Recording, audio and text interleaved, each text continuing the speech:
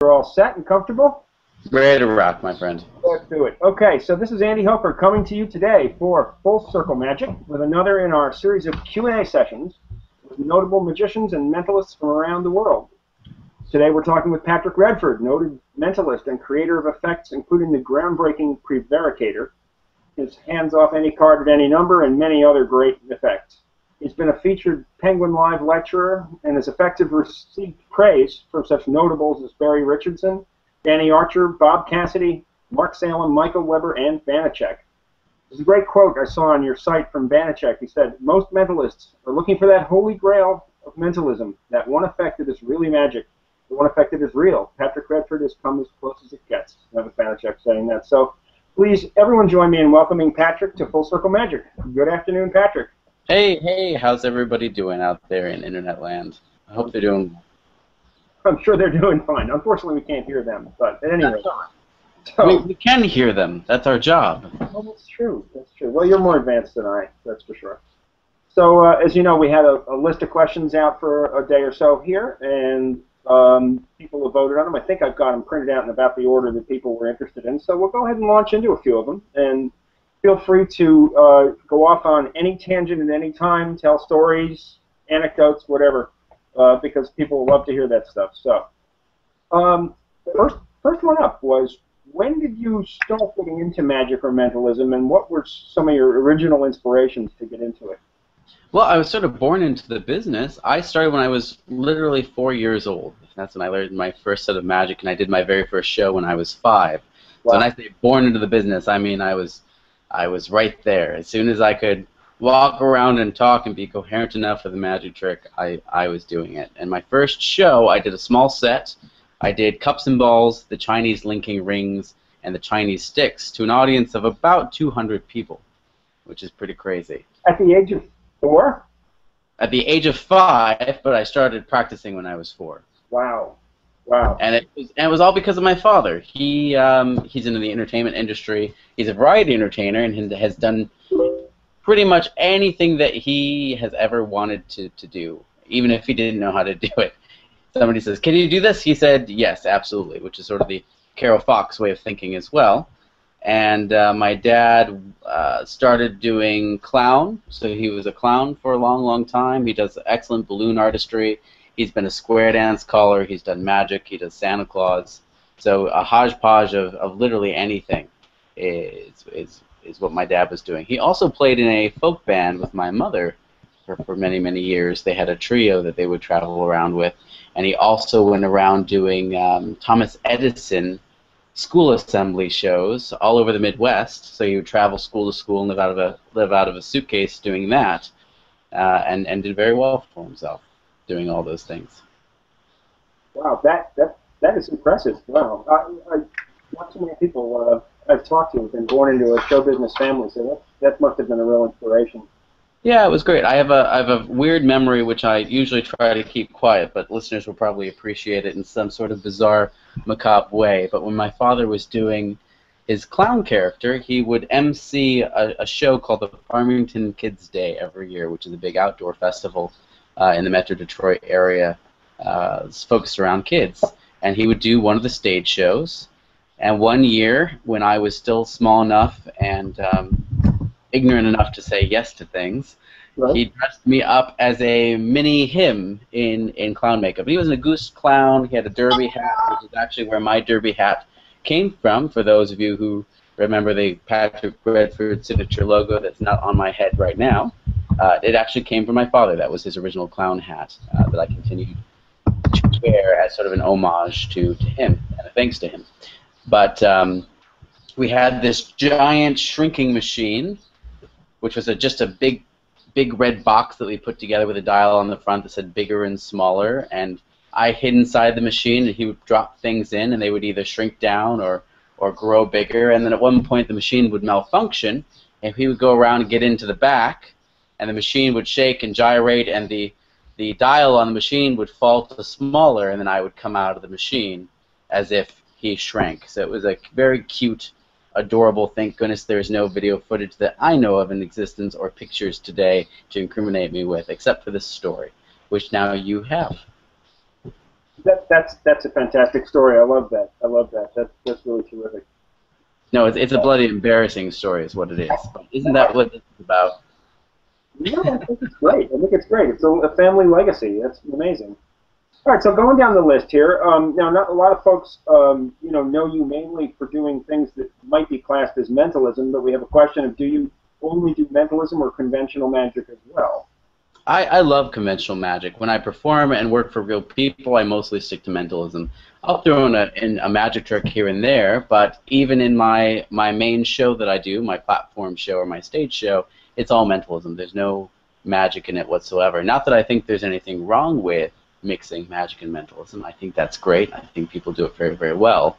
But most of the magic that I do wouldn't be appropriate for the stage. It's mostly very intimate things, close-up stuff, coins, rubber bands. I think rope tricks play great on stage for some people.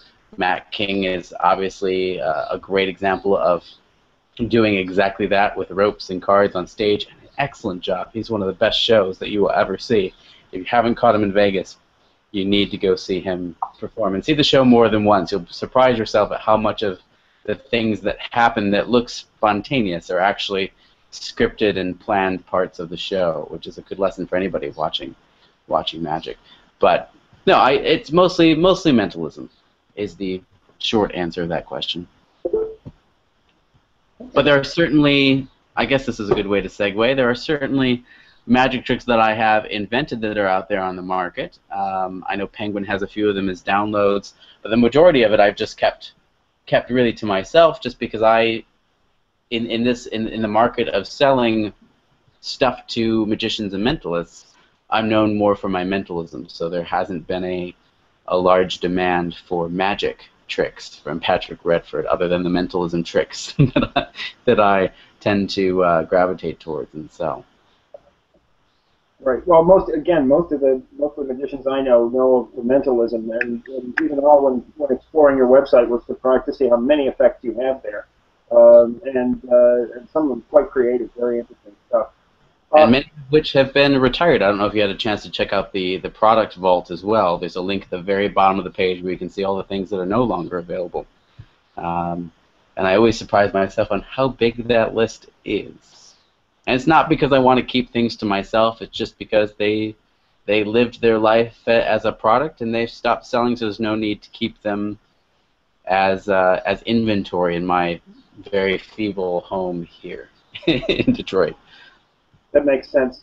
It's funny. Speaking of how early you started performing, which is uncommonly early. Always when we speak to someone who's a creator of magic, there's interest in how you got inspired to start that, and how early. Again, you said you began actually creating your own effects fairly young. How young were you, and what inspired you to begin creating effects? Well, the very first thing that I created that was any good, and I probably created things before that just tinkering, which is actually one of the effects that is still available today. It's called Punching Angels. I was about 12 years old when I created it, and I remember Gregory Wilson, the other Gregory Wilson, was the first person I probably showed it to that was in my mind then, a big name magician. Not that he isn't a big name. And he loved it, and he encouraged me to work on it, and that was very nice of him then. And actually, we've become friends since then, and he has no recollection of that moment in time whatsoever. But I was at a convention. It was the Motor City Close-Up Convention that John Luca puts on almost every year here in the Metro Detroit area, and I wanted to show him this trick. And I remember I messed it up the first time because I was nervous and my hands were a little bit sweaty, and he was kind enough to say, "Don't worry, man, take your time, everyone's watching, not a big deal."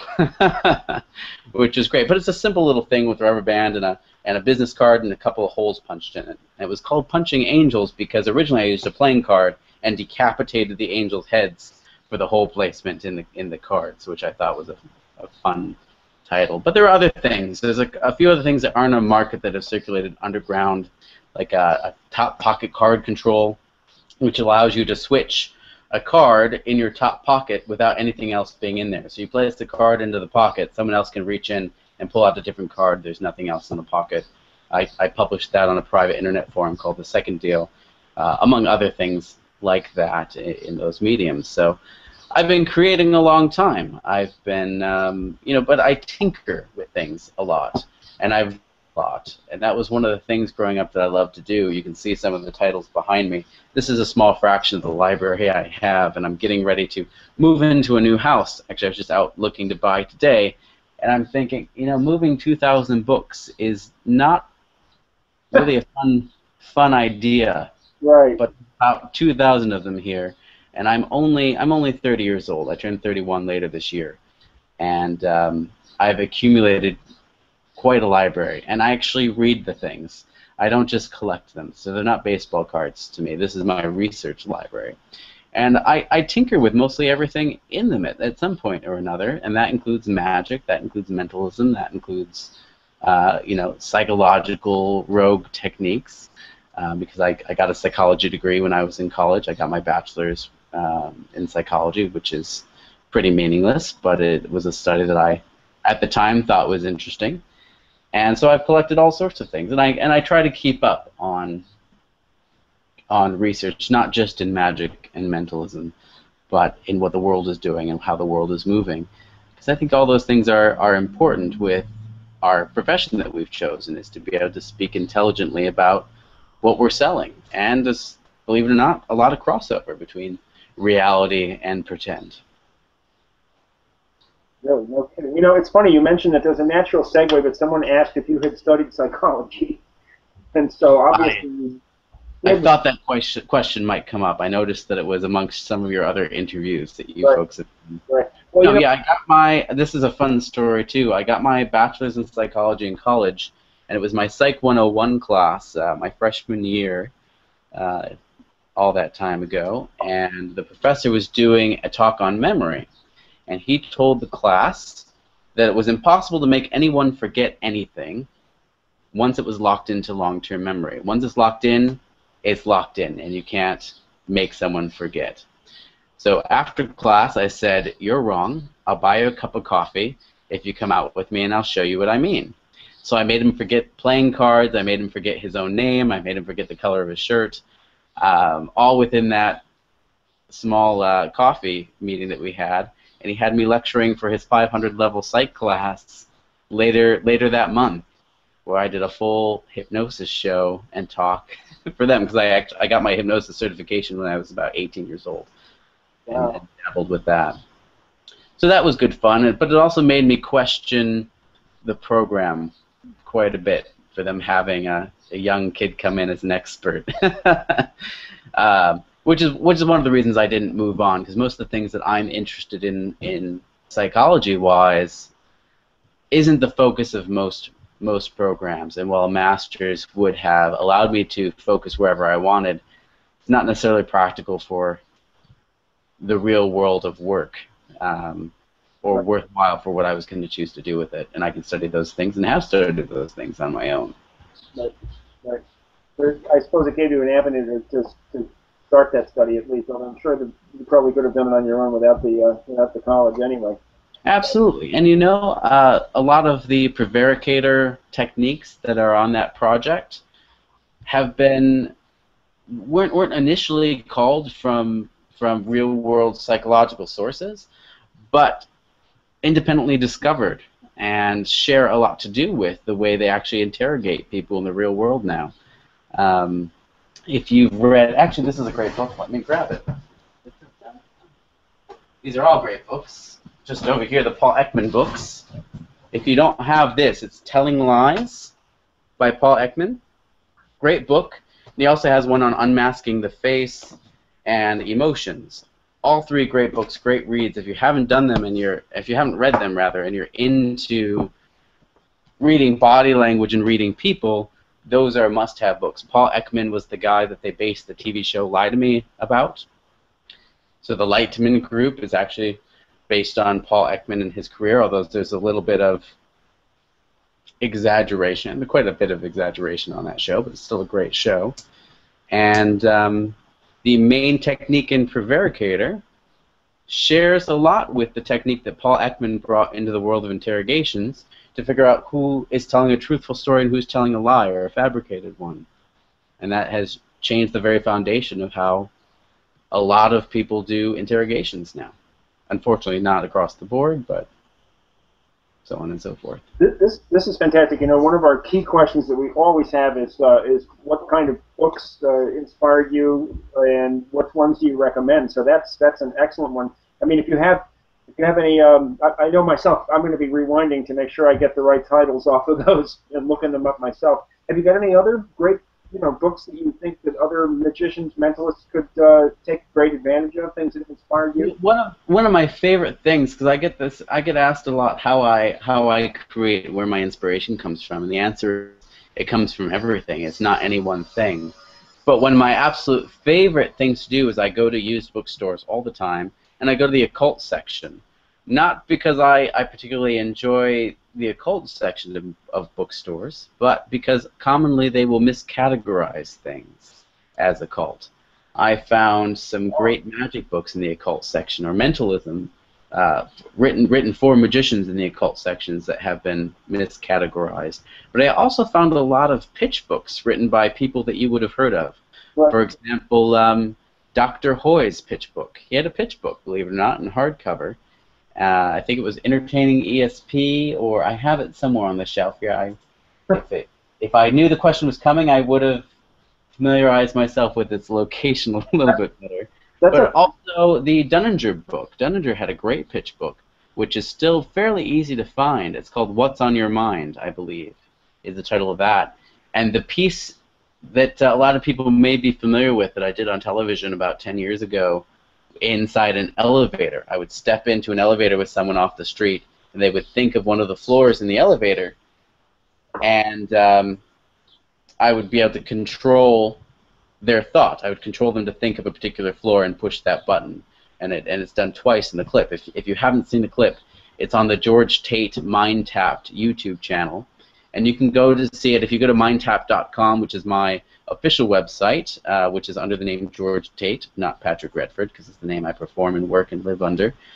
You can see it. You can see it all there. But inside the Dunninger book, there was a small paragraph on psychic experiments you can try with your friends, and one of them was when you step into an elevator, instead of calling out your number for the doorman or the elevator operator to press or take you to or lift you to, you would just think it and will that person to push that number or take the elevator to that point for you without actually saying anything out loud.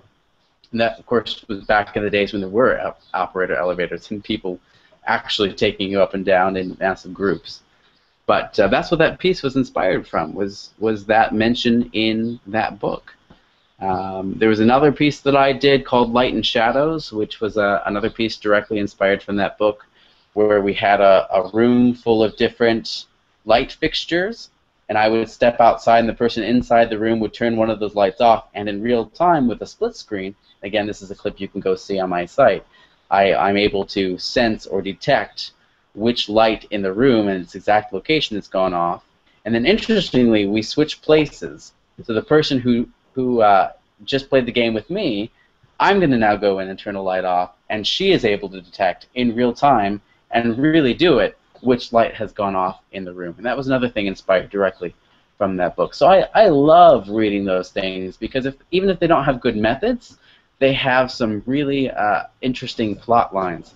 Another great book that I would suggest, which has some great plot lines and methods, is this one. And it has a very familiar fellow on the cover. But it's called Mind Tapped Techniques to Control Minds. There's 75 different tips and tricks and real psychological mind games in this book that you can play with people. It's one of those things that I never really pitched towards the magic world, but there's some great stuff in here. And if you're a savvy reader, you will notice that there are great excuses for some covert operation alongside doing the experiments, completely honestly, if you so choose, just because of the way the conditions are set. So the savvy reader will pick up on that right away, which is kind of cool. These are some fantastic resources, and you're also giving me perfect segues here. You mentioned George Tate a few times, and while people who know you will know the significance of the name, I thought maybe you could. One of our questions listed is what's up with Patrick versus George, and maybe you can tell people your reason for using two different names. My real name is George Tate, believe it or not. I would say that's what I was born with. But Patrick Redford is a pen name. It is strictly a pen name. It is a fabrication that exists solely to make a distinction between when I'm on stage and what I'm doing for the magic community.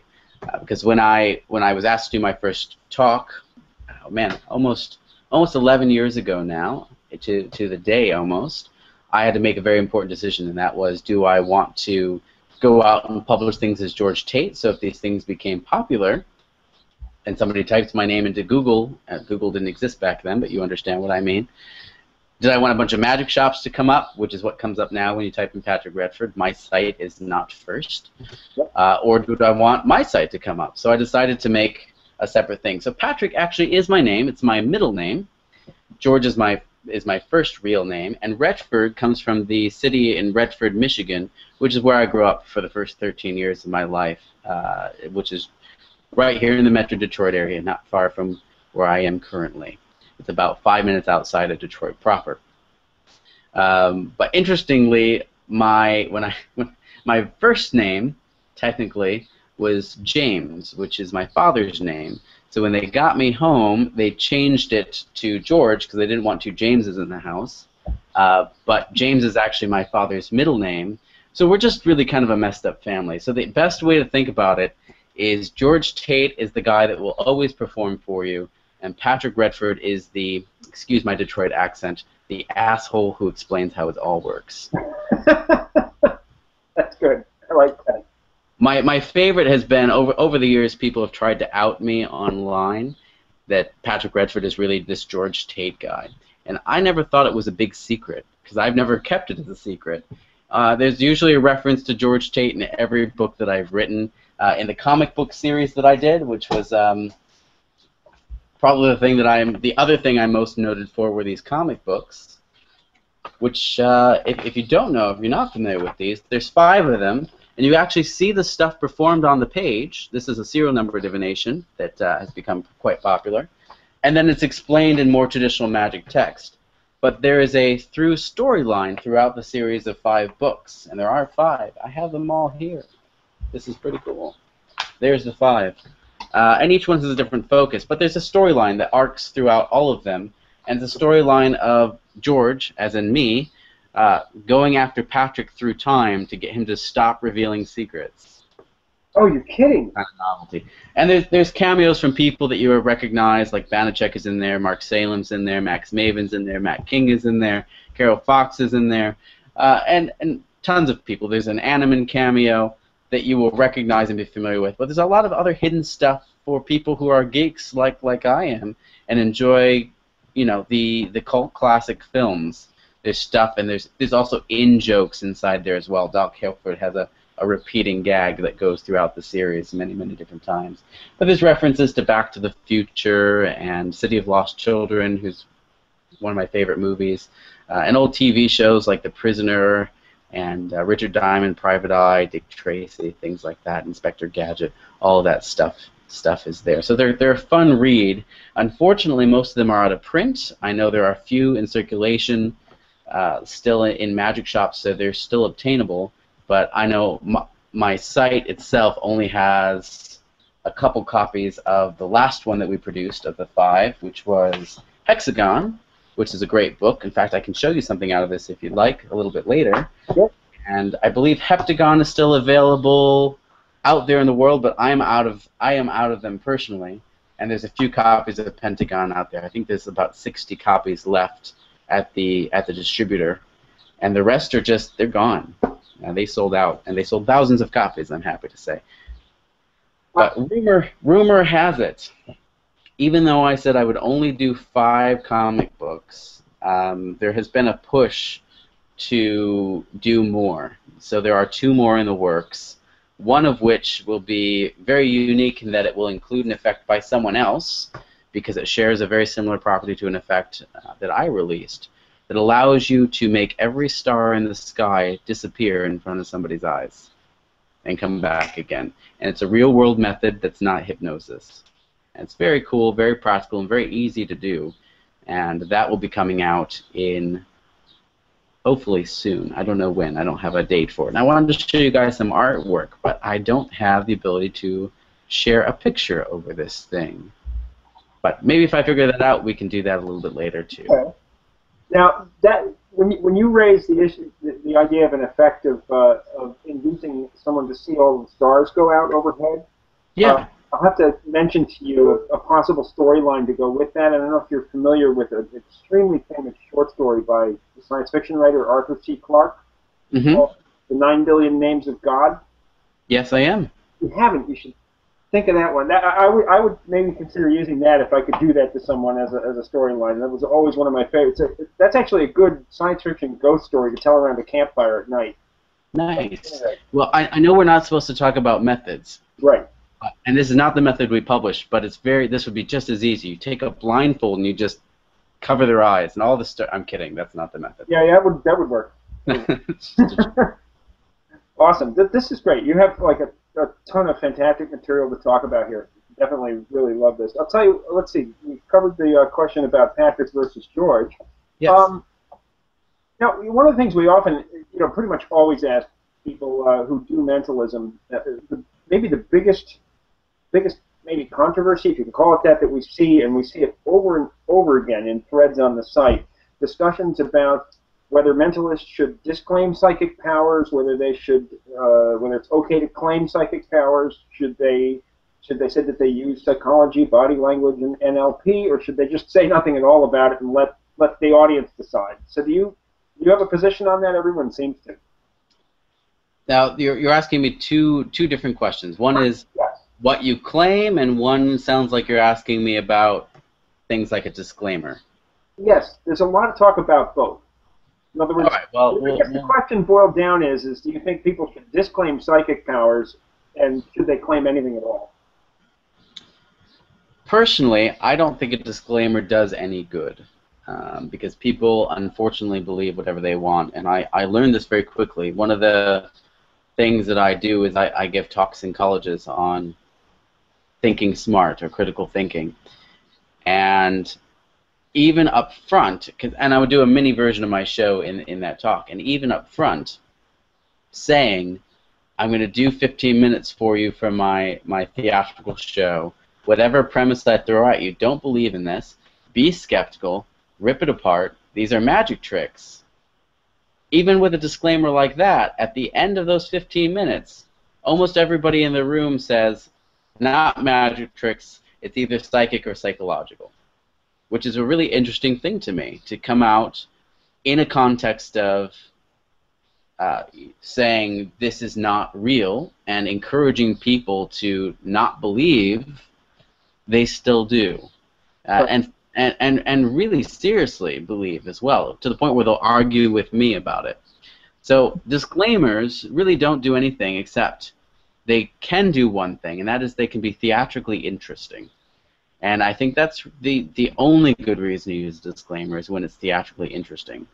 Because unfortunately, once somebody has made up their mind about something, they're not likely to change their mind about that something. And I don't think a theater show or an entertainment show is the place to try to get them to change their mind about that something. Now, what you choose to do with the power that you have in that position, that's a whole other story. That's where the ethics really come into play, is what you're doing with your powers. Are you claiming to heal people under false pretenses, either with a placebo effect or just bullshit and taking their money? Are you claiming to talk to their dead loved ones? Are you doing, there's so many darker sides of this coin that I personally would never do, and I don't personally agree with. But I know there's people out there that do that. I think that in this culture that we live in, there are people who are very happy to go into therapy and talk to a therapist. There's people who are very happy to go talk to their friends about what's bothering them. And there's people that are more comfortable talking to somebody who says they're psychic, whether or not they believe they are or not. And I think those are all legitimate forms of dealing with the world around you. And if it's not hurting anybody, great. But you can get into some pretty fuzzy territory.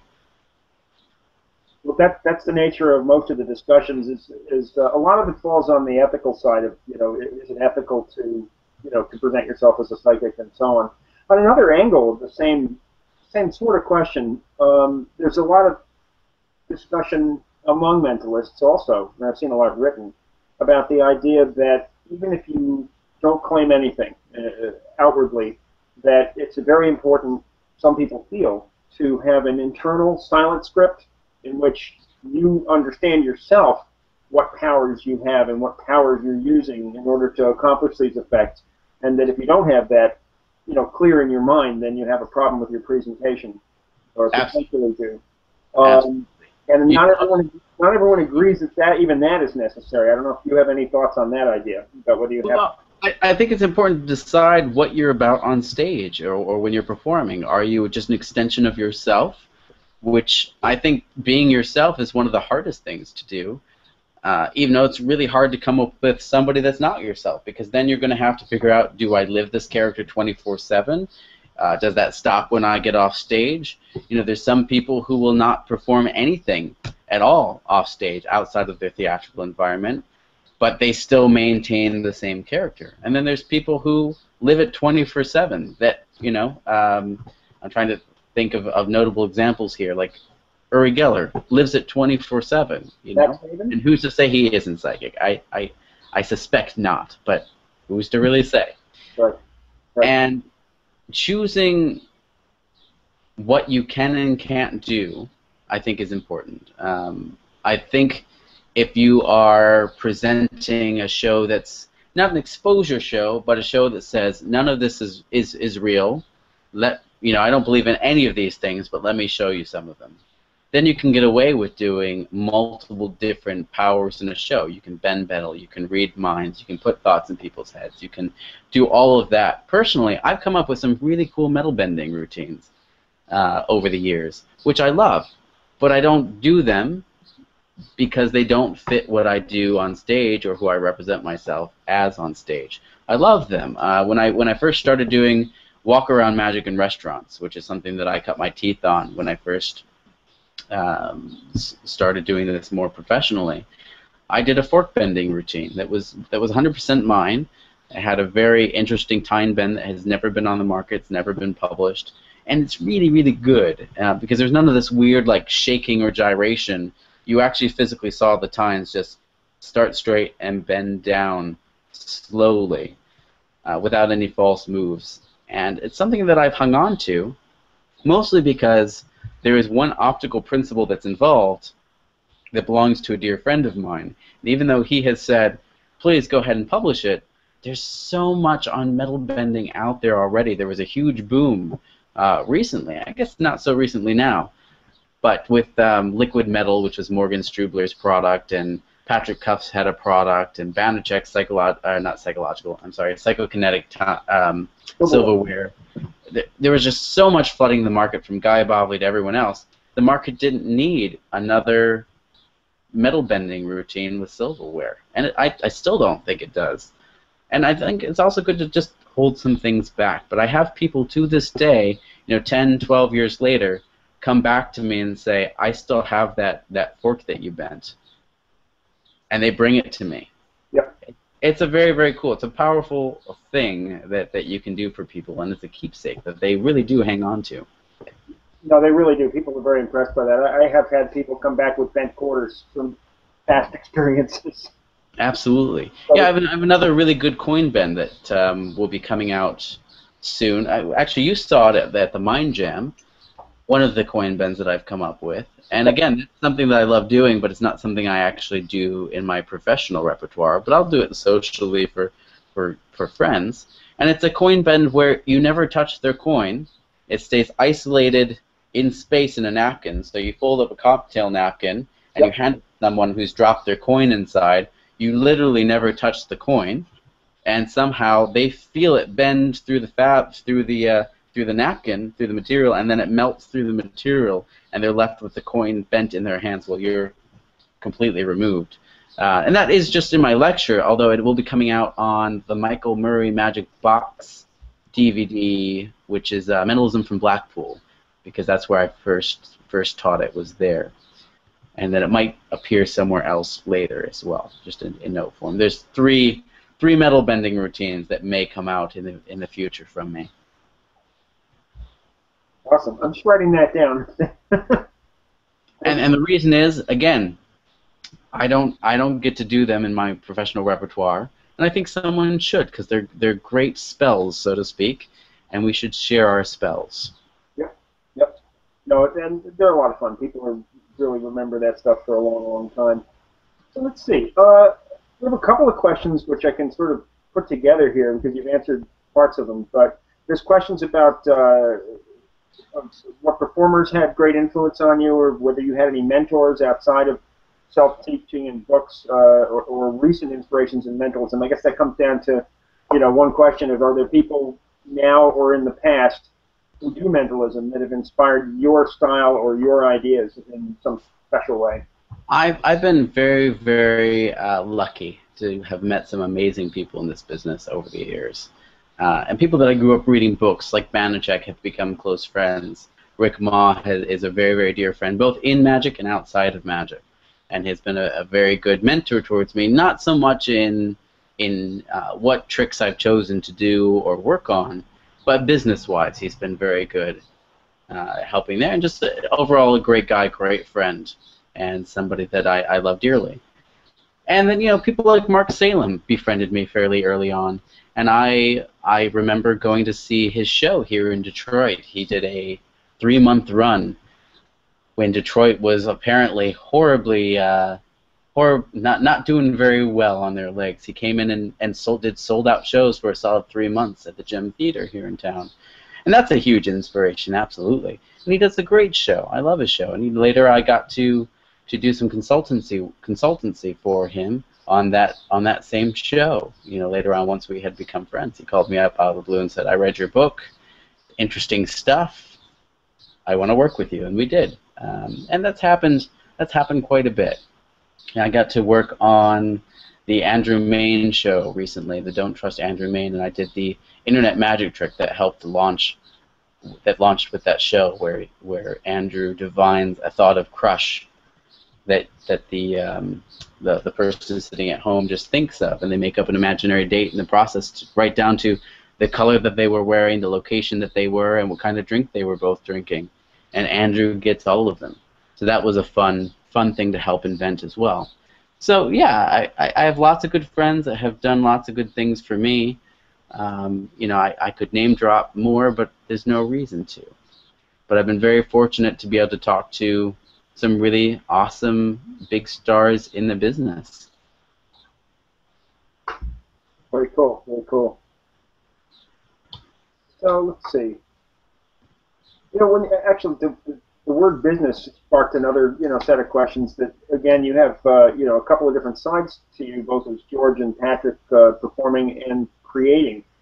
Do you have any thoughts about how you get into how you market yourself, both as a performer on the one hand and as a creator on the other, to market effect? Whether you work with for performing, whether you work with an agent or anything like that, or how do you get your name out there to get performance? Sure. And the other side, when you have an idea and you want to bring it to a product, at this point, is it just reputation that gets you there, or do you have to work with a production company of some kind to get that product out there? I do all of the above in both sides of the coin. So when I am marketing an effect, that's a whole different story and probably the less interesting story. So we'll save that for the last thing that we talk about here. Sure. But in terms of real-world work and how I've gotten it and how I maintain it, a lot of the work I do here has been repeat customers. I have a secret market that I've been working now for about 15 years, and it's something that I do in the summers here. Literally, I get hired back every year. I've been hired back every year for the last 15 years at multiple versions of these venues that I work here, which are big festivals that I work. And it's great. And those particular shows that I do, I don't have a website set up for. I mean, I have my MindTap site, and that is all about me. But these are very specialized shows that I do for them, and they literally have been booked by word of mouth, because one festival would say, "I saw that act, I want that act," and I never had to create a space for it online.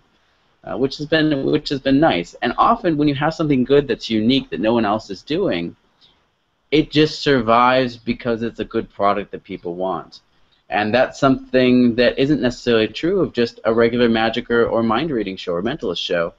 Is they're a dime a dozen. There's so many of them out there already. What sets you apart? But as soon as you have something that's unique that people want, that other people haven't offered yet, and there have been other people who have copied the show, unfortunately, and have sold it and tried to steal my venues here, which is why I'm being a little vague about what exactly it is. You know, that work will come. I've worked with agents over the years. Right now, I don't work with anyone in particular that or rather, I'm not locked into anyone in particular. I freelance with a couple people, but most of the shows I do, I'm booking myself, and I'm going out there and doing that. When I was working the college market more than I do now, I was working with an agency out of New Jersey, and they were booking that show, and they were helping front the cost of doing NACA and going through all those hoops that all of the college performers do. And it's hard work, it's grueling work, and sometimes it's life-sucking work. But that's the business side of show business, and unfortunately there's more business than show.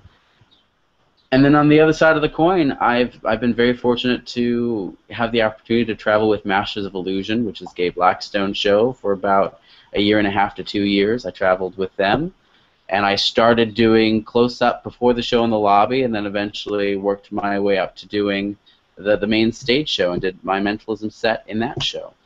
And I've worked behind the scenes on some big productions just based on reputation alone. I worked with the Illusionist show for a very brief amount of time as well before they changed over to their new 2.0 cast.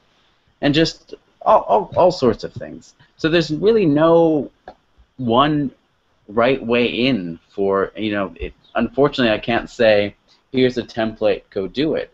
And that's what I was always looking for and still look for, is somebody to say, here's the easy system. And there's people who claim to sell you an easy system of booking yourself. And they're all pretty much the same. And unfortunately, none of them are actually going to work, because no one can sell you better than you. Because nobody knows you and your show better than you do. And if you're selling you, you do a pretty good job. If you're selling a generic magic show, you have a lot of competition. And that is where the trouble starts to kick in. That's fantastic advice. You know, I tell you, a lot of people are really going to value hearing that, because this is, you know, maybe more than about tricks and presentation. People are a lot of questions back and forth about how do I get myself out there, how do I get booked. So that's really, really valuable. How about, yeah, and think of it this way. I live in the Metro Detroit area, and while I don't work in Metro Detroit area, you know, the majority of the year, and I travel as much as I can, I still live in Metro Detroit, which economically speaking is not the thriving metropolis it once was. It's actually coming back quite a bit. It's a beautiful town. If you can come visit, please look me up. Please say hello. You're always welcome on my front door. Most of you. Some of you are not. I'm kidding. Everyone's welcome. But it's a beautiful, beautiful city. There's a lot of good things going on here, and it's been great to watch the city go from being pretty much dead to very, very thriving very quickly. And I'm out here shopping for a new house. I live in a condo right now, but I'm looking for a house, and the market is horrible in the sense that things are selling very quickly and going up in price very quickly. So this area is booming, which is great. That's good. That's good news to hear. It obviously hasn't been the picture for a while there, so that's nice to hear. Yeah, well, the thing with Detroit, it's an artist community. It really is. There's a circus school here or two. There's an aerial school. There's a trapeze school, which are kind of the same thing, but not. There are many, many acro studios. Or if you're not familiar with acro, it's the two-person sort of yoga that you'll see a lot in Cirque du Soleil. And this area really is thriving with artists, both performance artists and photographers, painters, and so on and so forth. And lots of entrepreneurs in the area as well that are bringing business into Detroit and building new buildings and bringing their companies in. Fortune 500 companies, there's tons of them here as well. So there's a lot of opportunity in this city, and a great one, a huge one, which has always been part of the struggle for Detroit. But we're not here to talk about Detroit, are we? We're here to talk about... No, that's definitely interesting to hear. You know, again, also in terms of we're talking about your performing side, George, since you do travel around a bit, is there any place if people want to see you when they don't live in Detroit or Sure. in the area, is there a way for them to find out where, do you have a calendar of appearances any place on your website or anything? I don't keep a calendar, but if they go to the mailing list that I have, that's a sign-up list on the top, just like at patrickredford.com, there's one at mindtap.com. They can throw their email into the system and look at email on wherever I am. I also try to keep Facebook up to date. I am not the best person at social media. I actually suck quite a bit at social media, just keeping track of it, because I have multiple pages. I've got George Tate, I've got Patrick Redford, and so on. My cat has a more maintained Facebook page than I do, which is crazy, because I have nothing to do with it, so I don't know how she does it. It's a weird thing. That's a good trick. But I'm one of the worst people in that regard.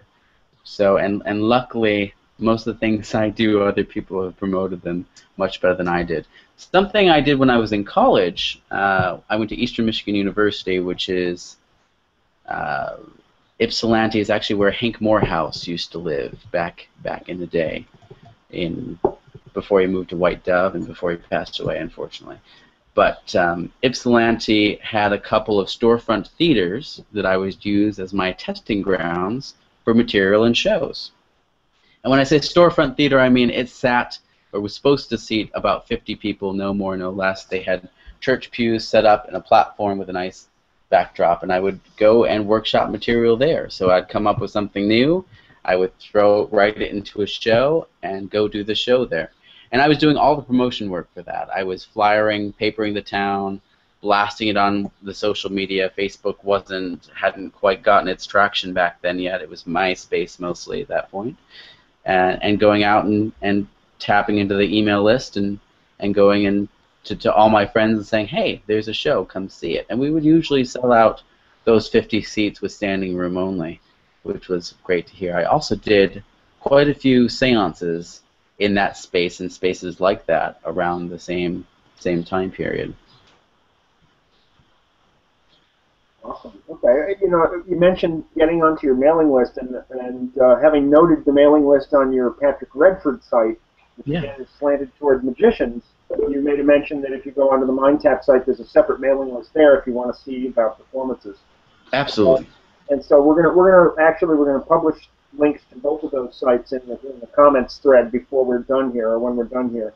And I will also note that for magicians and mentalists who are interested in your material, I noticed a note that if you sign up on the Patrick Redford site for that mailing list, that you may get a freebie thrown your way once in a while.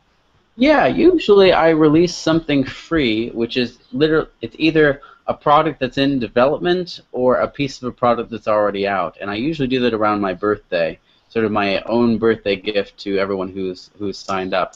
And my birthday's in October, so sometime in October I usually throw something free out there as well.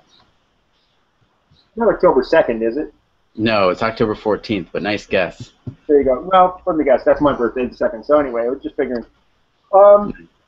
But some of the things that we've done in the past, there was part of the Ninja Tossed Out deck system I released for free. There was the rock, paper, scissors manuscript, part of that I released for free before it became a full-blown product. So there's definitely reasons to sign up just for the freebies. And I don't go out there and blast a lot of messages, only because I'm busy. I don't even have the Ninja Tossed Out deck up on my website. And that's been out now for a little while. It debuted at Blackpool and has sold incredibly well, I'm happy to say, through the other magic shops and whatnot. But the only people that were able to purchase that were the people on the mailing list directly through me. You can get it in tons of stores, but there's also a blast that happened before everyone else could get it. You could get it through the mailing list, and that was about 5 months before it became an official product in the world. And it's never been on the website, and those people saved a bit of money as well. So it's a good thing. I try to give back to anybody who's willing to support me, and pay attention to the Patrick Redford line through the Patrick Redford website. So it's a good thing to be on, is the short answer. The non-exhaustive answer. As I said, I noticed it this morning, so I'll be looking forward to your emails anytime. And I think I'll go on the Muntapped as well in case I get a chance to see if you're going to be in my area. Yeah. It needs to be revamped a bit, and we're in the middle of doing that before that new site goes live. My look has changed over the last few years. I've dropped the hat from my performances for the most part. The character is growing up. So it's time to walk away from the derby hat, although I still use it as a logo and I still use it within some of the shows that I do. I just don't wear it during the show anymore. Right. Going beyond appearances for performing and marketing your product, again, I was very privileged to be in your lectures at the East Coast Mind Jam this year, your lecture and your master class, which was a wonderful experience. In your I don't know if it's just correct to say you have a lecture circuit, but in your lecturing business, do you do that frequently, and do people on the mailing list get notices of that as well? I don't go out on a lot of lecture tours, only because I don't have the time for them. It's a lot of driving for not a lot of money, unfortunately. Okay. So the guys who are out there lecturing, please go support them. Please buy stuff from them. Make sure you buy stuff from them, because they're not getting a lot of money per lecture to be out there, and it costs a lot to drive across the country from space to space and live out of a suitcase and go through that. So I commend anybody who is doing that still, and there's some really good guys out there on the road doing that. I do it occasionally. I did a Midwest tour and an East Coast tour a number of years ago, about 2 or 3 years ago now, and I've done some spot lectures here and there, but most of the appearances I've done have been conventions, only because I'm not in the lecturing business. I'm in the performing for real people business. As much as I love lecturing, I love sharing magic with people, and usually my lectures run 3 hours or more if people are willing to listen, because there's so much that we can talk about, and there's such an incredible catalog of material to pull from. But also, when a group really wants to talk about the psychology behind things and why we're making the moves that we're making and why we're doing what we're doing, I love talking about that. It's one of my favorite subjects, when people are seriously wanting to sit down and break an effect apart instead of just figuring out how mechanically it works, because there's so much more to everything than just the rote mechanics of it. I love doing that, and I love the opportunity to do that. Unfortunately, that's not the magic culture that we live in, because we want it all now, and we want it all quickly, and then we want to move on to the next thing. And that's fine. That's just not for me. Well, as I said to you, having sat in 3.5 hours this past March in New Jersey, focusing mainly on prevaricator and witch hand techniques, that I took.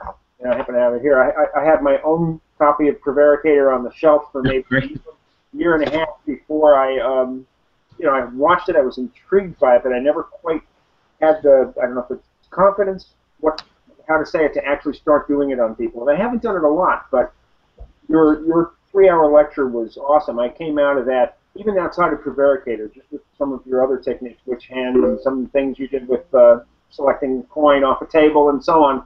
Mm-hmm. I came out with more usable material and insights in that 3 hours than any other lecture I've ever been to, I think. And so that was the cool thing about those workshops, and for those of the folks listening out there that don't know what Prevaricator is, it was a project that we put out as a booklet in 2004, which was just a very basic technique at the time, because we sort of rushed it to market before we were ready to really release everything. On being able to detect who's hiding an object amongst 2 or 3 people by either asking them no questions at all or asking them just one question, which was, do you have the object? And one of them got to lie or tell the truth, or sometimes they both got to lie and both got to tell the truth, depending on how you wanted to play the game. And it got a tremendous response. Many people loved it. Many people started doing it.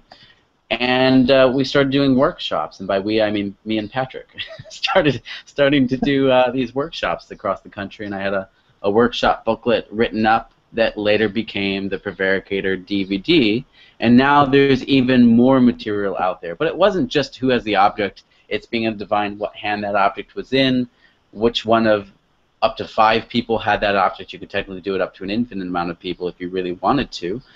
We talked about that in the workshop that you sat in on as well. But the workshops themselves have been great because I recently started doing them again. I've only done a handful of them in the past. One was at the North Tyneside convention back in 2009. I've done the Mind Jam. I've done a few private workshops alongside the lecture tour that I did a few years back as well. And I'm sure there have been others that I'm just notable ones I'm not recalling at the moment. But after 10 years of working on Prevaricator or working with Prevaricator, I feel like I finally know how to teach it. And I know how to teach it well. Not to say the DVD doesn't teach it well. It does. The DVD is really, really a groundbreaking, wonderful thing within Magic because of the practice rooms that we have that are literally split screens, so you can do all the facial and body reading that you need to do. You've seen the DVD. You can verify this. And it has been called one of the best body reading courses on the market today, and not just within Magic. So I'm thrilled for that. I think that's great. And the Prevaricator workshop itself does not just focus on that old, somebody hide the object, let me ask you questions, and I'll tell you who has it. It's really a whole collection of techniques on being able to do a lot of different things, from somebody just imagining holding an object and being able to tell them what hand that object is in and what that object is that they're imagining, to having 4 objects on a table, everybody grabs one and mixes them up. Well, your back is turned and you're able to identify which object is with which person. And some of these use just psychological methodology, and some of them use a little bit of more conjuring technique behind them. Some of them use a blend of everything, and it's knowing what tools to work with at what time.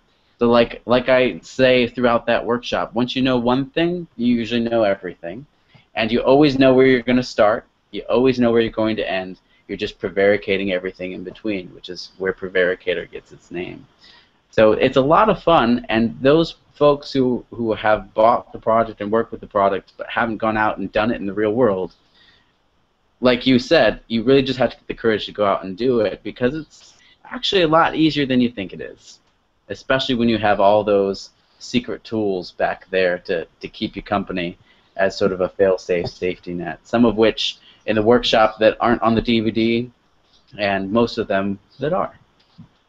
I think understanding the fail-safes was something that came from the class, and that is, like you say, the kicker. But I'll tell you that the first time I went out and tried it, and it was as clear as day what I needed to do, and I think my jaw practically dropped as much as the audience's did, so it was very effective. That's always fun when that happens, isn't it? Fantastic material. Fantastic material. Very insightful, but it makes you think a lot. It's much more, you come out thinking a lot more about things than just, oh, it's a great effect.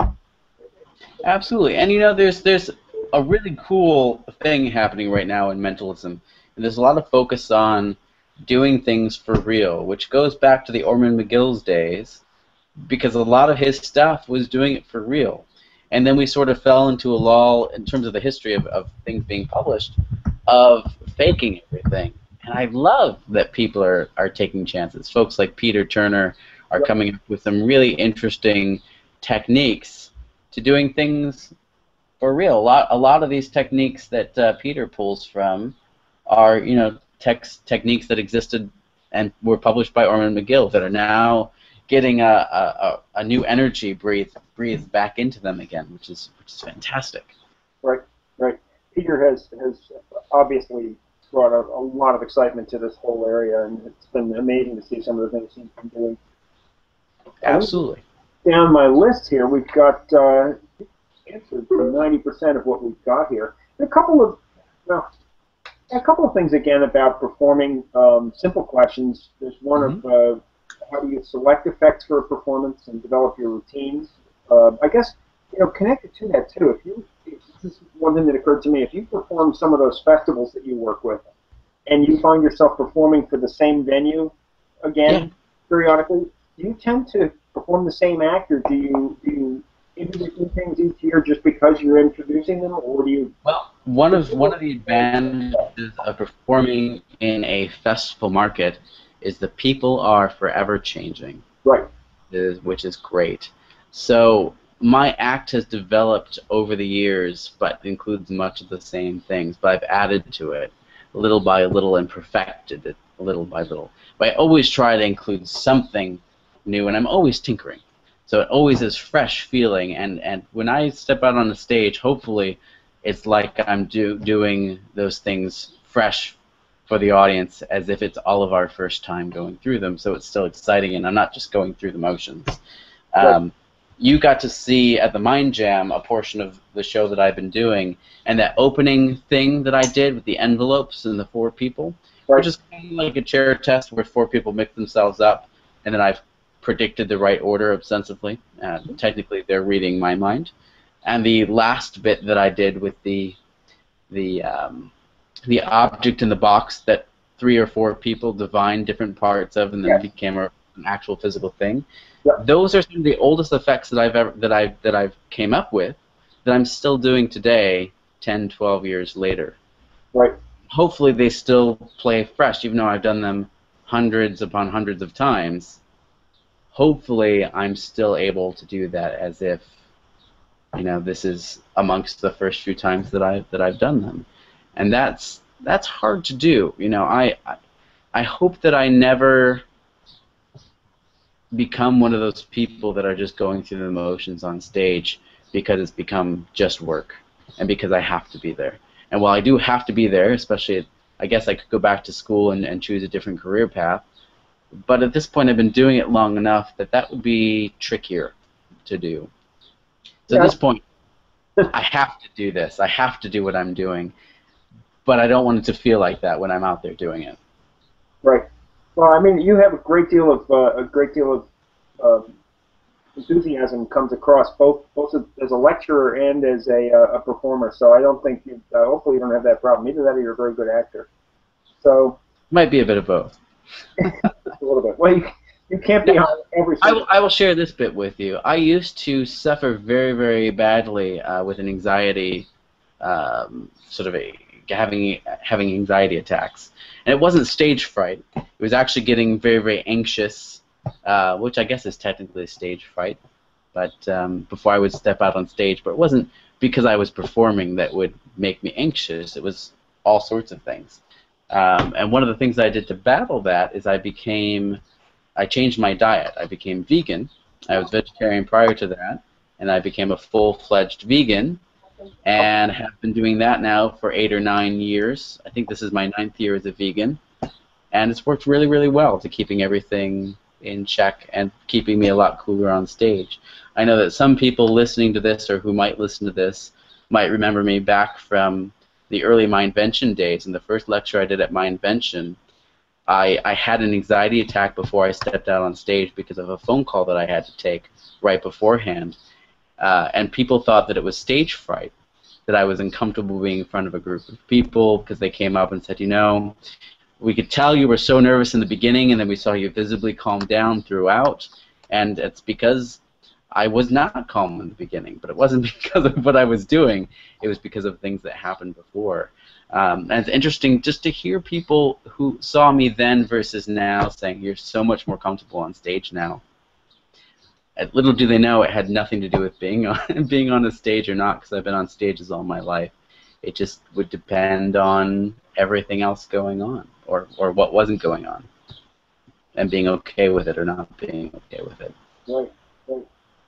I'll tell you, this is kind of funny because I have to tell you that my wife is sitting in a chair right across from me here listening to this. She met you also at the Mind Jam briefly. I don't know if you recall. But the second. Hello. Yes. Why is she not there with you? Why is she not doing this interview? She probably should be. She could do part of it because at the very moment you said that the biggest change for you was changing to a vegan diet, she turned in her chair and pointed at me and gave the expression, "You see?" My wife is vegan. Is she vegan? Yes. Yeah. Hi, nice to see you again. That's my wife, Chris. I don't know if you recall her, but everyone else. On all of these. Just get rid of him. We don't need him anymore. Okay, I'm leaving. Yeah, well, we'll do the vegan talk now. Okay, great. So, recipes, if you go to theveganpotluck.blogspot.com, you can see my vegan recipe blog that I have. Okay, well, we'll do check it that. out. We'll do that. So we'll swap recipes later. At the risk of losing our core audience. That's No, great. no, okay, back to magic, back to magic. I'll tell you, I enjoy cooking and eating this way. I'm just not a convert myself, and luckily I don't have too much of an anxiety problem. But no, that's a fantastic. It's wearing you down, I can tell. Oh, well, Oh, yeah. she'll tell you I cook vegan very, very well. I'm not all the way there. That's all. So I think we nailed most of the questions on the list, and you really hit a lot of tremendous stuff here. I did. Well, you mentioned, I don't know, maybe this is a good segue. You mentioned me bringing a couple of things with me today and having them with me. And well, let me get my glasses on here. Want to do something like that? So that I can see. I love that. Do you prefer these glasses or is the monocle? I was playing with this look, trying to figure out which I should go with. I thought the Mark Salem impression was pretty good too. Oh, yeah, I'm sorry. For those of you who have not seen the Mark Salem impression, let me get into character here. Hold on. Good impression.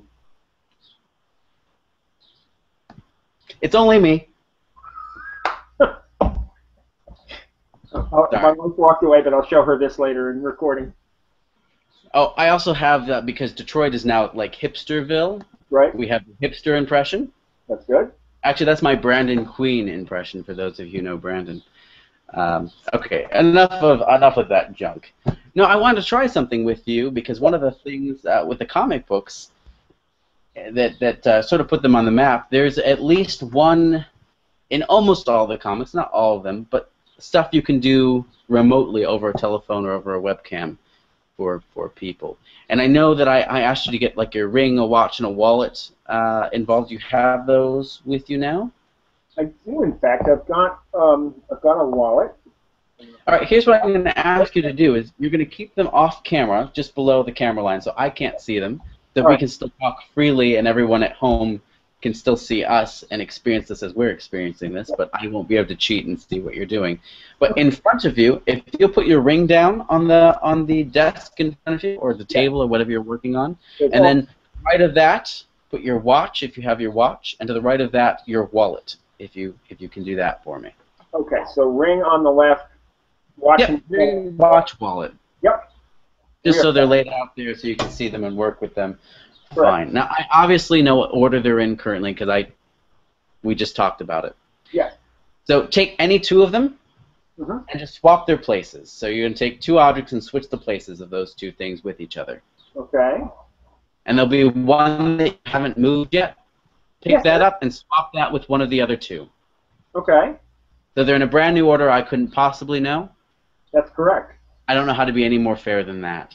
That's right. Here's what we're going to try to do. And again, try to keep this below the camera. Yes. But I want you to pick up the first object to your left, keep it below the camera line, and place that on your wrist. Okay. Just set it on your wrist. Does that feel strange to you? I suppose. I mean, you don't have to tell me what it is, but it feels a little bit strange. Yeah, I would say that feels a little strange. Just go with me on this for a second. I know it doesn't seem right, but this should be exactly what I want to happen. Take the next one, whatever's now in front of the line. I want you to pick that up and place that. Yeah, place that into your pocket, if you would. Place that in your pocket. This is the object that was in the center a moment ago. Yeah, exactly. Yeah, place that in your pocket. And whatever the last object is that's still on the table, Yes. place that onto your finger. Any particular hand? Same hand that you put the other thing on your wrist, if you Correct. could. We've got it. Does that still feels a bit strange though, doesn't it? Doesn't feel right, does it? Now. But it is right, because if all went correctly, you should have your wallet sitting on your wrist, your watch on your finger, and your ring in your pocket. You've got it. Can you show them? Can you tilt your camera down and show? Oh, that works too, which is a little bit weird. Do you want to do this again? Want to do it again? Okay, this is in my Again, pocket. put your ring down, your watch, and your wallet right there in line. Ring, watch, wallet. Ring, watch, wallet. And this time you're gonna switch them again. So pick up any two and do it differently this time than you did last time. Sure. But pick up two, trade places with them, and then take the last thing you haven't moved and switch that with one of the other two. So Okay. they're in a brand new order that I couldn't possibly know again. That is And different correct. from last time. So this is so random. There's no way that I could even know where everything is. Yes.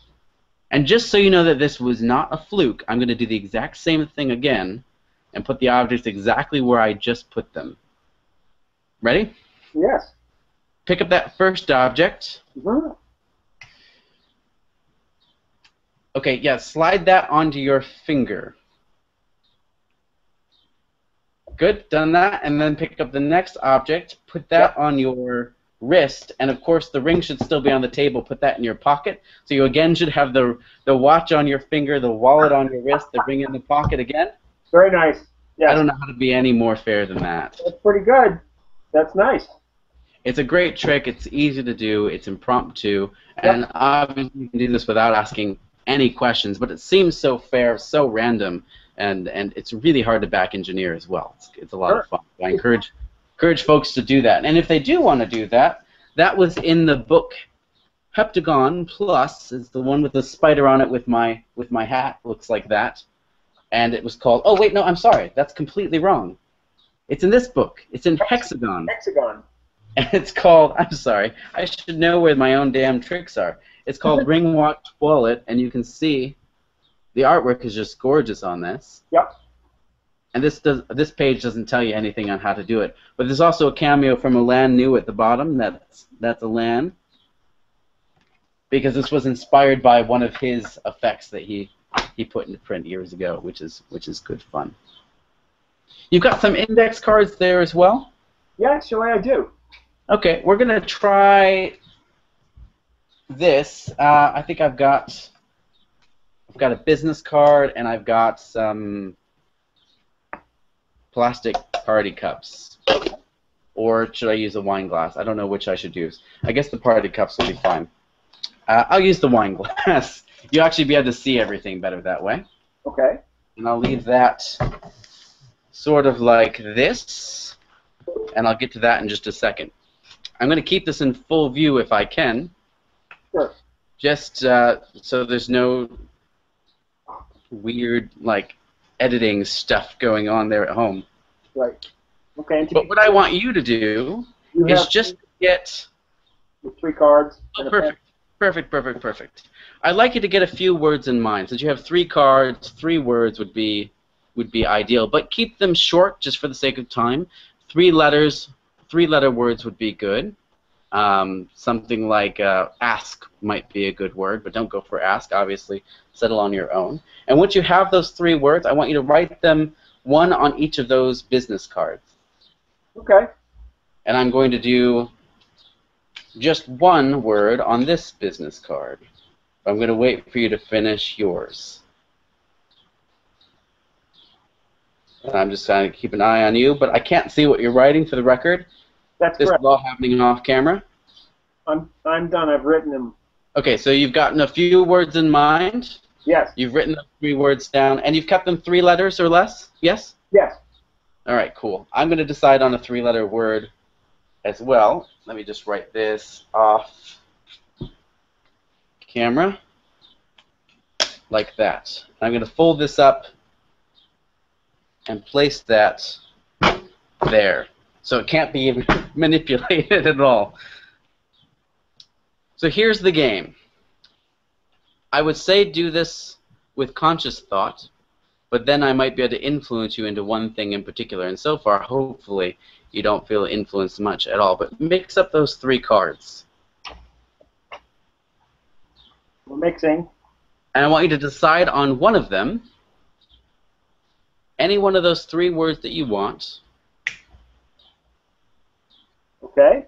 Drop the other 2 on the table and just hold whatever that word is.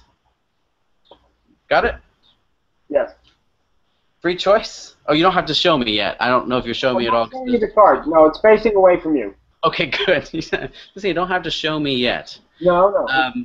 Let me tell you a bit of the process that I was trying to do with this. Is A, when you limit people to going for just 3-letter words, there's only so many 3-letter words out there. Number one. Correct. Two, there are common things that people tend to gravitate towards. Animals are one of those things that they gravitate towards. Dogs, cats, etc., etc., etc. When you were mixing them up, let me just ask you this. Did you mix them and decide on something randomly, or did you mix them and then choose something with purpose? I mixed them and then chose something with purpose. That's what I thought you probably have done. Do you have pets at home? Yes. Do you have a cat at home? Yes. Is that what you went for? Yes.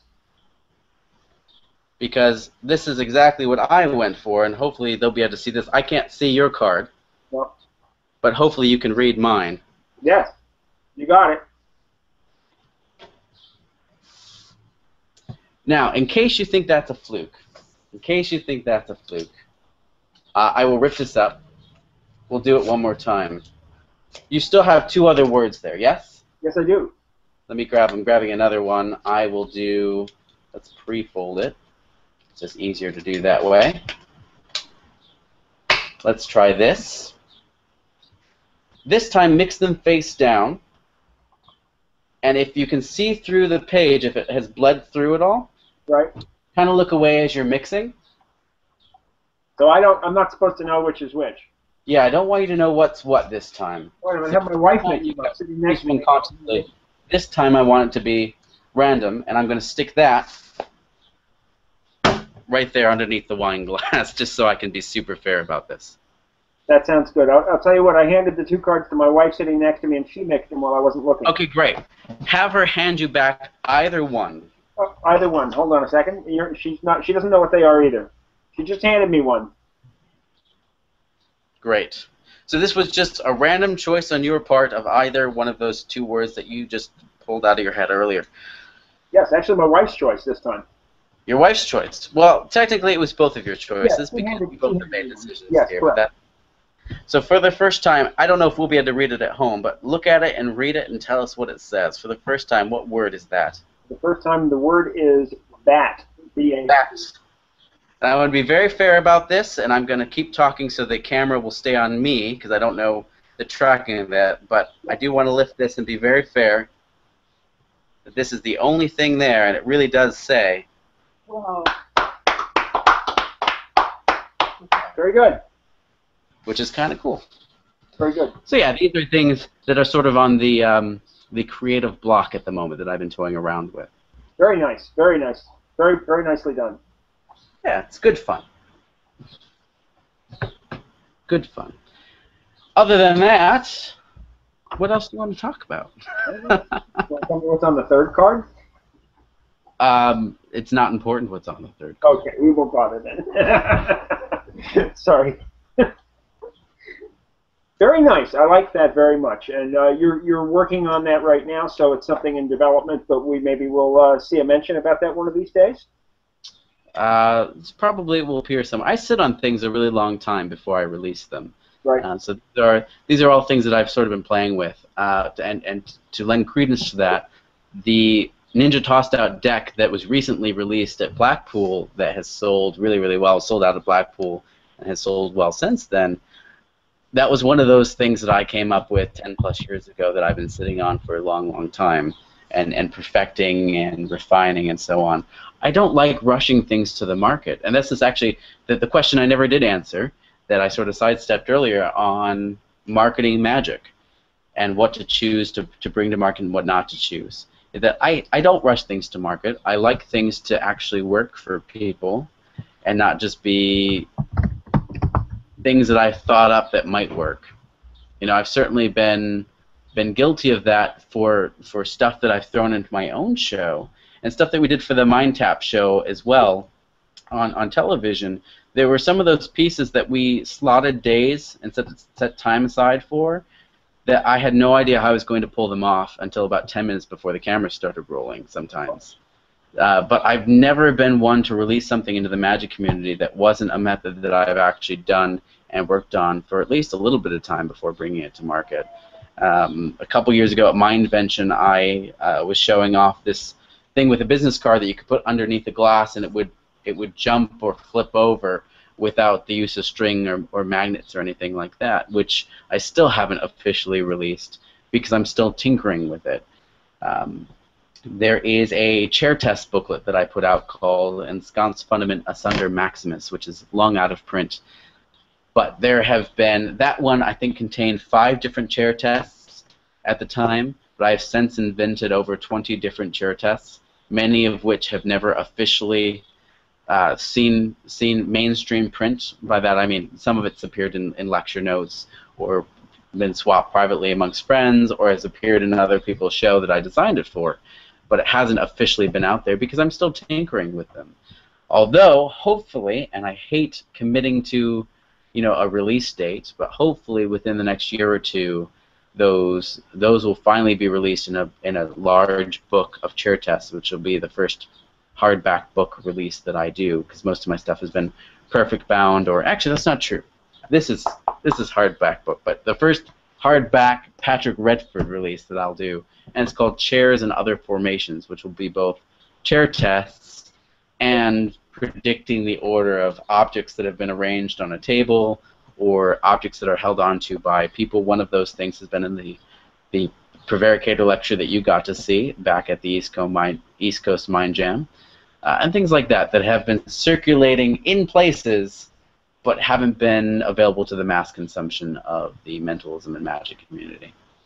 So that's just the way I sort of approach things. Plus, it's always good to try to find out, has someone else done this before, right, or has someone done similar things before, and also researching the history of it.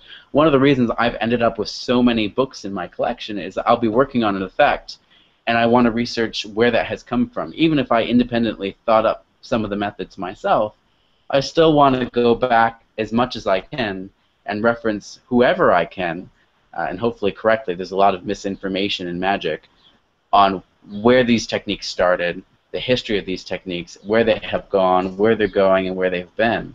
And so if I find that somebody has worked on the same plot, I will get my hands on as much of that material as I can, and a lot of it which ends up being absolutely horrible and wretched, and some of it that's great. And try to be as honest as I can, so I'm not... What is going on over there? I'm sorry. I'm talking to my wife. Oh, okay. Very quietly, I might. You can see me, but nobody else can. Sorry. So I can. You just threw me off my train of thought there. That's but really so you see, that's that I can be honest as possible in terms of crediting and the history of where things come from, because I'm as much interested in the history of magic as I am creating and performing it. Awesome, awesome. A lot of your material, like I think I told you earlier that I went through, and sorry for distracting you there. No one else but you could see me. I didn't mean to do that. I wish they could have, because all I saw was a lot of gestures. I don't know which one of us they can see at this point. I think I have to. I'll explain it later. At any rate, going through your site, I noticed so many great-looking effects that really interested me, and you had a lot of them out there. So several of them, I thought I would at least mention. You talked about having worked with, I think, a psychologist or your psych professor, perhaps. You said, it's impossible with long-term memory to erase someone's memory, and you went out and did it to him. I noticed. I don't know how to pronounce this. How do you pronounce Glem? Glem. Glem. The product. Yes, Glemme. It's a Norwegian word that means to forget. Yeah. Okay. Oh, there was a period of time when I thought it was really fun to name things with really archaic names, and by archaic I just mean bizarre, strange, unusual, and off the beaten path. Right. And so one of the first things I ever published was called diapason, which is a music term. It's really not that strange or unfamiliar of a word to people who are in music, but diapason to most people is what the hell does that mean? And just means an entire range of instrument and voice. And there was another product called Mendacity. Then there was Consecution, Ensconce Fundament, all these crazy names that are too smart for their own good, unfortunately, but names that I enjoyed. Oh, look at the cat. This is the first time I'm seeing the cat, so I'm... Actually, yeah, we thought Great. The cat wanted to know how you picked her out of the list. I'm curious. I don't know the cat's name, right? No. Let's try this. So there's a game in this book, and I talk about it in this book, about how just getting the first letter of something Right? will often inspire the rest of it. Okay. So without telling me the first letter yet, if you told me the first letter of your cat's name, are there a lot of things that start with this? Would it give it away instantly, do you think? A lot of cat names? Whatever your cat's name actually is, would the first letter give it away? I don't think so. Okay. What is the first letter? Just the first letter. First letter is L. L. L. Oh, good. You can see that on the camera. I'm gonna make a guess. How many letters? 5 or 6? 6. 6. Okay. Probably. This may be a tricky one. This is gonna be my guess. Ooh.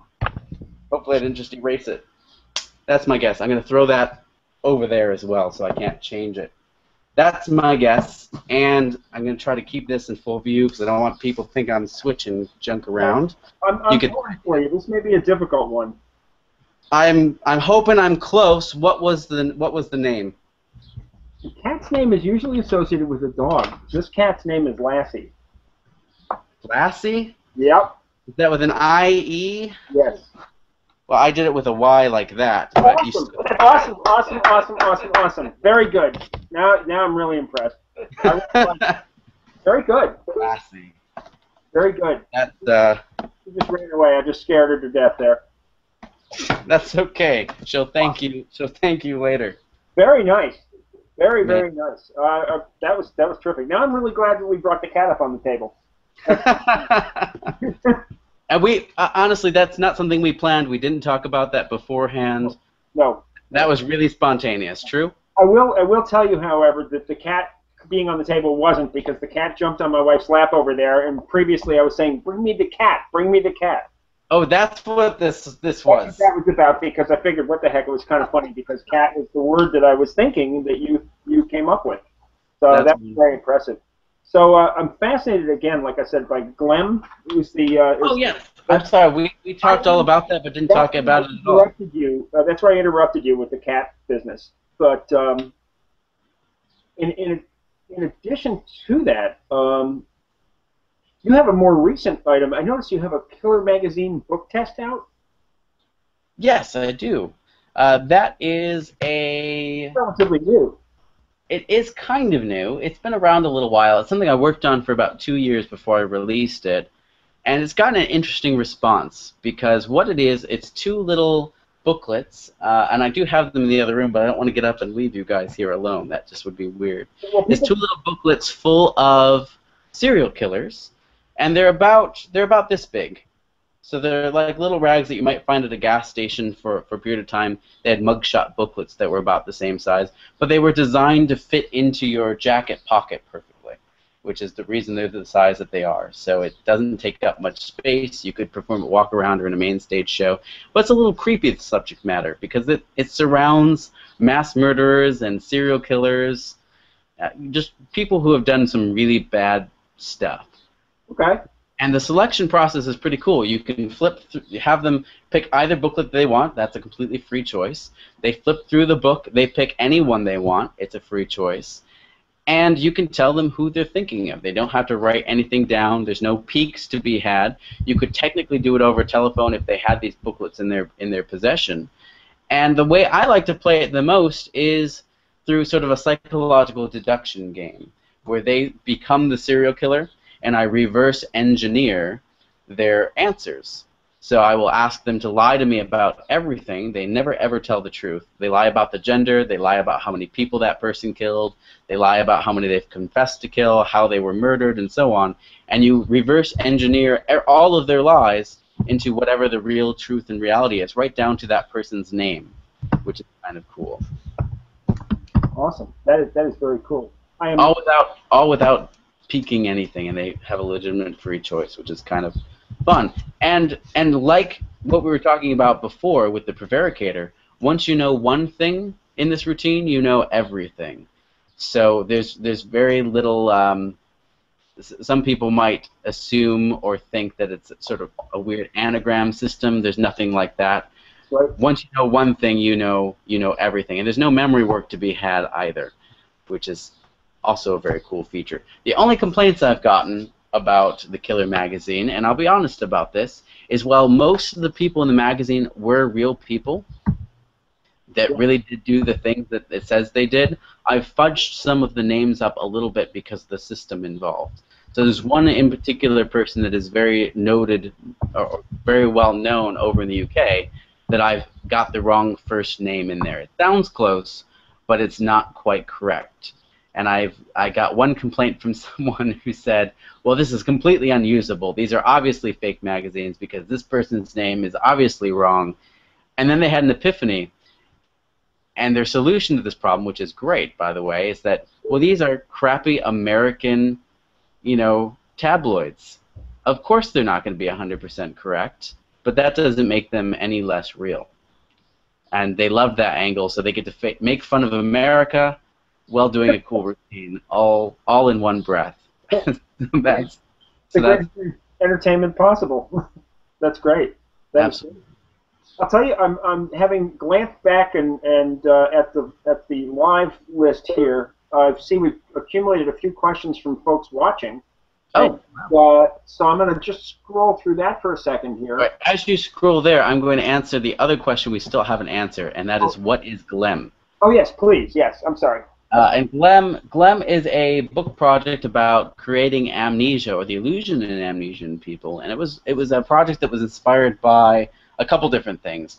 One, which I'm sure most people will be familiar with, which was Luke Germain's RGM effect that Kent Nepper published in Luke's very first book, and a J. Sankey Richard Sanders effect, which was also about forgetting.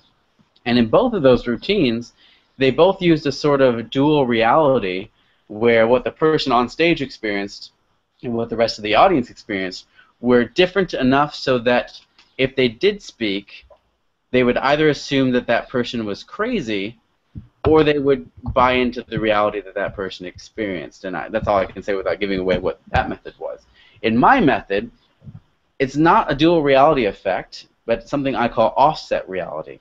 And the difference between the two is, in dual reality, of course, you have two different things that people are experiencing. In offset reality, they're the same timeline, but offset by one position.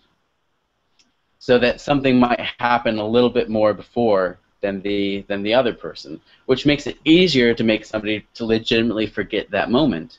And while it does rely on a real psychological technique, it also relies on a conjuring technique to guarantee 100% of the time that that person will forget what you want them to forget. And it can be anything from their name. It can be a playing card. If folks have seen my Penguin Live lecture, they've seen this technique done with a playing card. But you can do it with the color of somebody's shirt. You can do it with their own name if you want them to. It can be a myriad of different things. This is not the technique that I used when I worked for when I was making the professor forget his name and a myriad of other things. I was using more naked psychological approaches, but both very, very valuable. So the whole book explores that. The second half of the book is also interesting to some people because it explores a bunch of lock effects with ungimmicked padlocks and briefcases where other people can divine the combinations on those devices.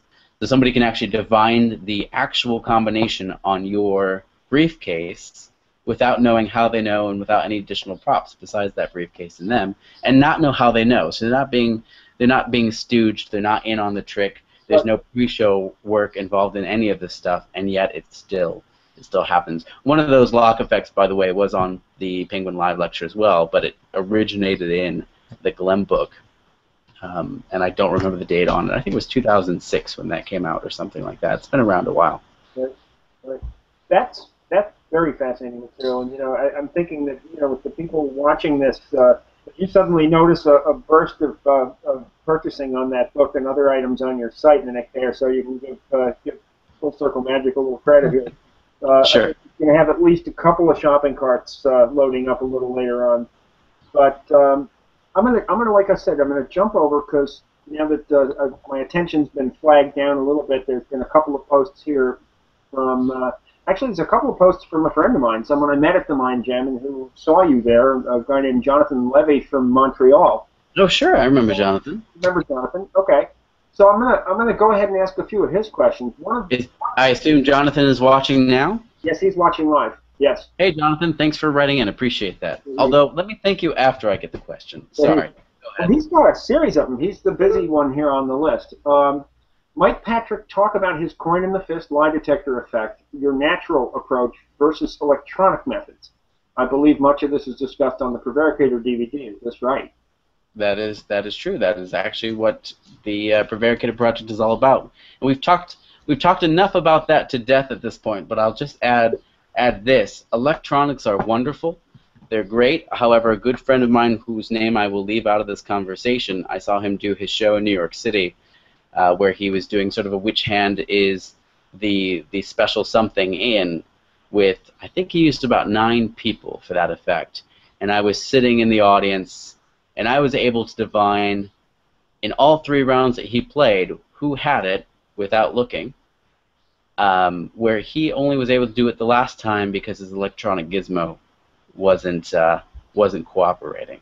Right.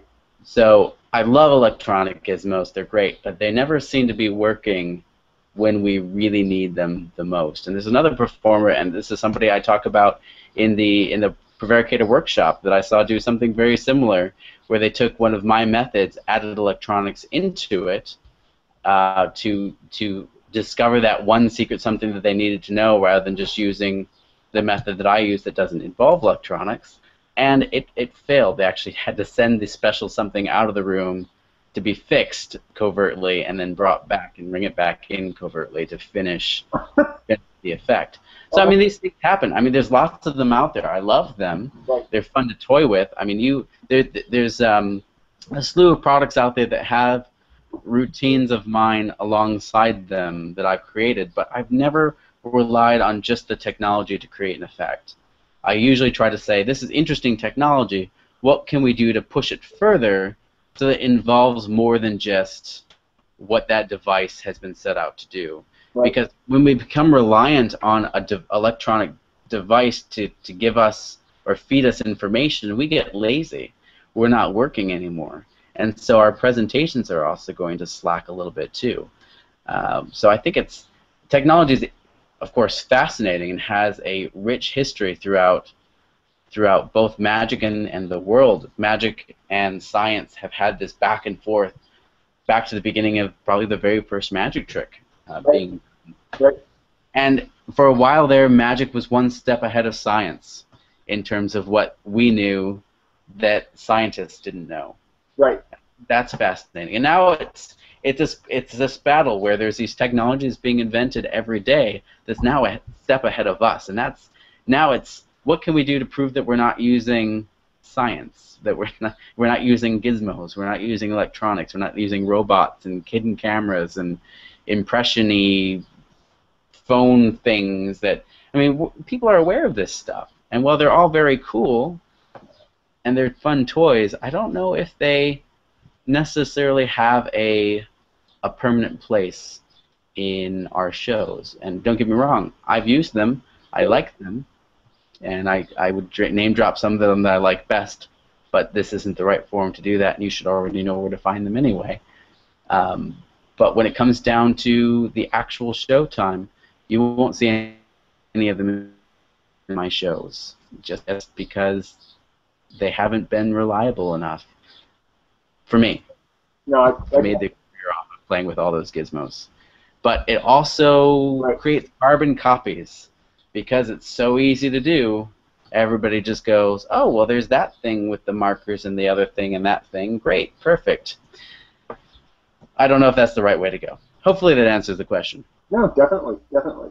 I think, you know, also with the position of technology these days, people watching movies with CGI effects that you can't tell the difference between reality and a special effect. That Absolutely.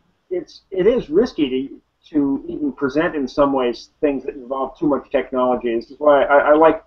We also the same weekend that we saw your masterclass, we sat in a masterclass with Richard Otterlin, who is you know, very much using old style materials. He's using slates and envelopes and billets and things like that. Somehow seeing that live right in front of you has a much more lasting impact in my mind, because once you pull out, you know, once you pull out a device, anything seems possible. So, no, I definitely agree. Not to mention that, you know, even if you were to use technology, you'd always have a couple of, you know, you'd always have several fail-safes in your back pocket. So, and fail-safes are important whether or not you're using technology that's right. or not. Because everything can mess up at some point.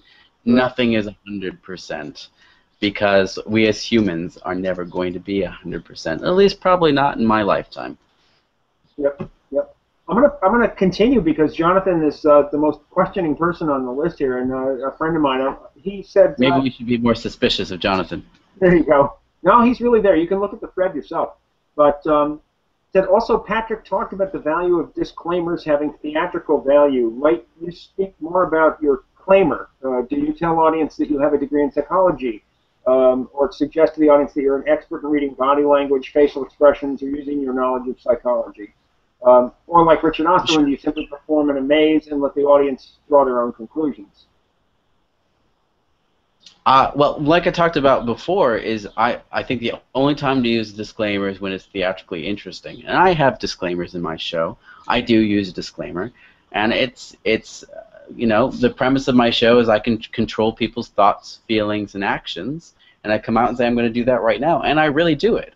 I open my show with a rock, paper, scissors game in audience mass, where I actually control an entire audience to lose a game of rock, paper, scissors. And I'm doing that for real, where I beat everybody in 3 rounds.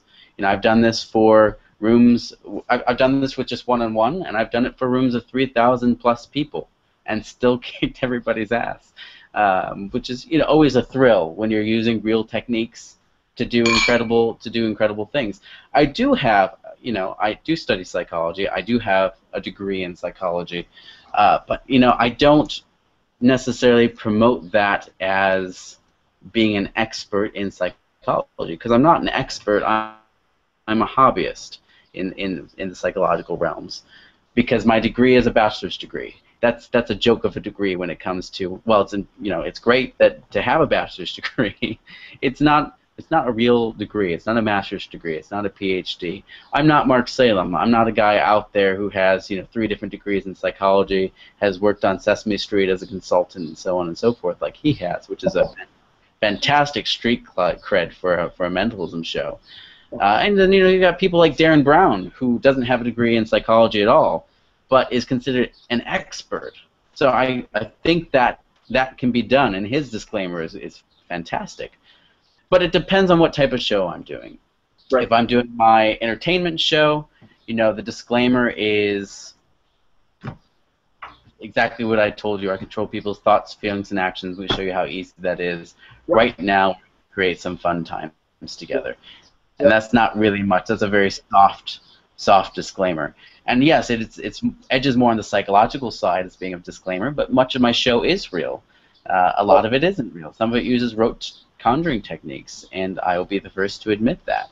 But a lot of it is actually real psychological stuff. Prevaricator is real psychological stuff.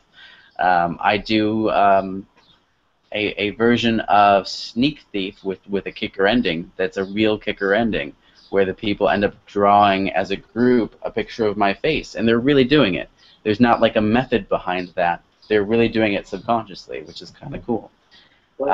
So I like blending these things. If I'm doing my critical thinking talk, you know, my disclaimer is really, really strong and really heavy that these are conjuring techniques, and that's all they are. And I also try to make sure that whatever set that I choose to do in that environment just involves magic tricks that look hopefully like not magic tricks. And actually I had to play around with that show for quite some time to make sure the material that I was doing wasn't too strong, because when it was too strong, people would buy into it too much no matter what I told them. And I never reveal how anything is done in that talk, because folks become what I call half smart, which is just a polite way of saying they become more dumb. But because there's hundreds of different ways to fool people and to scam people, just knowing one or two will never make you an expert. You know, it's that adage, you know, you teach a man to fish, which is it's a weird thing for a vegan to be saying. You know, he'll eat. I guess you should say if you teach a man to garden, he'll be able to eat for a lifetime if you know how to plant it in the right place. But you know, if you teach somebody to go to the grocery store, that grocery store might not always be there. So there's an analogy in there somewhere that answers the question. Oh, definitely. Beautiful. Beautiful. Scrolling down the list a little bit more, I think we're covering most of it here. People are very impressed. One fellow named Owen has said, "Hi, hi. Can you show us more tricks?" I think they are. We could try something else in a second. That's Let's fine. get to I'm gonna again repeat what I said before. You know that we're gonna post Patrick's website addresses, although they're easy enough. You have www.patrickredford.com. There are downloadable materials there. I will tell you that earlier today, just as a fluke, an impulse, I saw Patrick. I saw your description download, which was a simple. It's like a book test, but with the back of a deck of cards. Yep. And it's an instant download. I had it in my on my computer within 5 minutes of dropping $10 on it, so it was a bargain. And it's I think that's an excellent potential you know, pseudo impromptu effect to pull out of a jacket pocket. Absolutely. It's a great lead into something else with cards. I do a lot of, when I do close-up mentalism or strolling mentalism, I will do a lot of things with cards because I think it's a fantastic tool, because there's incredible range that you have and the scale that you have there, those 52 pasteboards. I think it's a wonderful, wonderful thing to have. But it's also interesting that you can do something with that object before they're even taken out of the box. And for those curious, they can think of any word. If you know that little advertisement that's on the back of the box now, they've gotten rid of the back design that was so useful for so many things. They've added that stupid, you know, pledge that they have about how great their cards are, which actually isn't that stupid. It's nice that it's there. But you take that and you have them think of any word on the back, and you circle one of those words, and it's the correct word. And they literally can think of anything, and you'll be able to predict that you've circled the right one. And again, it's correctly, 100%. 100%. You know, no, some weird anagram going on. Some people think there's a weird, like, dry erase, something with the cellophane where you can dry erase. It's not those methods. It's actually a very, very much more simple, and you'll probably kick yourself going, why didn't I think of that? And if you're familiar with the my tossed out deck, the Ninja Toss deck, tossed out deck, the two methods involved actually lend themselves to each other quite well, if you're familiar with both of those things. Okay. You know, speaking of doing cards, also, I don't know if you do it as a strolling item, but another item I have of yours, and I've actually made it up, although I haven't found the place for it quite yet, is your hands-off anti-card any number. Yeah. Which is an inspired invention, and people may want to consider looking at that. You know, the hands-off trick, just a little history on that. We've been talking a long time, so we're going to wrap this up soon. Yeah, we're going to have to wind it up in a minute. It's kind of interesting. That originally appeared in one of my very first books as a auspicious coincidence was the title of it. And it was almost exactly as it is now with the hands-off routine. But you can see the growth of that effect over time and where it's come if you have both those materials. Please don't go out and try to find it. The book's out of print. It has sold for ridiculous amounts of money. And most of those things have now been updated other places, so it's not really worth going to find. There's one or two things that are still hidden away just in those books and not anywhere else. But hands-off is is one of the most practical card at any numbers that you can do that meets all the conditions. Personally, I think the A-cans, the any card at any numbers there are more impressive things you can do for an audience. And I'm saying that, and yes, I would love for you to go out and buy it, and if it's a trick that you think you're going to do, please do. But I think there's more impressive things we can do for our audiences that have more emotional appeal and more personal appeal than a card being in the right position in a deck of cards you've never touched. But the conditions are great. This is one of the only, and I think still the only A-can that's out there that is not stack dependent. In other words, you don't have to have the deck in a particular full stack. You don't have to do any mathematical calculations. There's literally no there's no pass. There's no move per se that happens, and the deck sits on the table and stays in the box, and the audience gets to open the box up, take the cards out, and do the counting of those cards, and the card is in the right position, and they can keep the cards at the end because there's nothing fishy about them, because all 52 are there. Yep. And if there's a compromise, there are 2 decks of cards involved, but it's no secret. They're both out in the open the whole time. Yep. So that was the one compromise that I made for that routine. But it got an incredible response when the DVD came out, which is funny on how many people don't read books, which I love books. Why don't we read more books? Because the effect had been out there for years, and then when it came out on DVD, 4,000 people bought it over a month. Yeah. And it hasn't received, I'm sure it's received a bad review at this point, but there's been very little negative reviews on it, which I'm very proud of. Yeah. No, it's a very nice routine, and I think people want to mention it just because, in spite of the fact that you're right, there may be some effects that are greater impact on people. That magicians certainly are fascinated with the A-can plot, so I wanted to mention yours. As am I, and if you're interested in the A-can plot, there's another version can in the Heptagon book, under the guise of being a full deck memorized deck, where you have an audience memorize their own deck of cards, and you quiz them. Somebody names any card, they name the number it's positioned at, and they count it down as right. That's something you can do over a telephone. And then there was an in-person version of that in the Triangle booklet that I published as well. And I sort of blend those 2 methods together when I perform them live now. And then in the Square comic book, which this trick actually is on the hands-off DVD, was an impromptu, completely impromptu method for doing a card at any number with just a borrowed deck of cards, which the other 2 that I mentioned are also borrowed decks of cards, impromptu. But I think that one's the most interesting and the one that I do the most. It was called Fantasy Impromptu, which is on both the hands-off DVD and hidden inside the Square book. I usually hide 1 or 2 effects within the pages that aren't listed, so you actually have to read them to find them. That's good. That's good. Okay. As we said, we are going to have to wrap up in a second here, but I had made a note to ask a little, one more question. Now, the comics that you've got, that's Triangle, Square, Pentagon, Hexagon, and Heptagon. You said I think that Hexagon is the only one currently available through your site.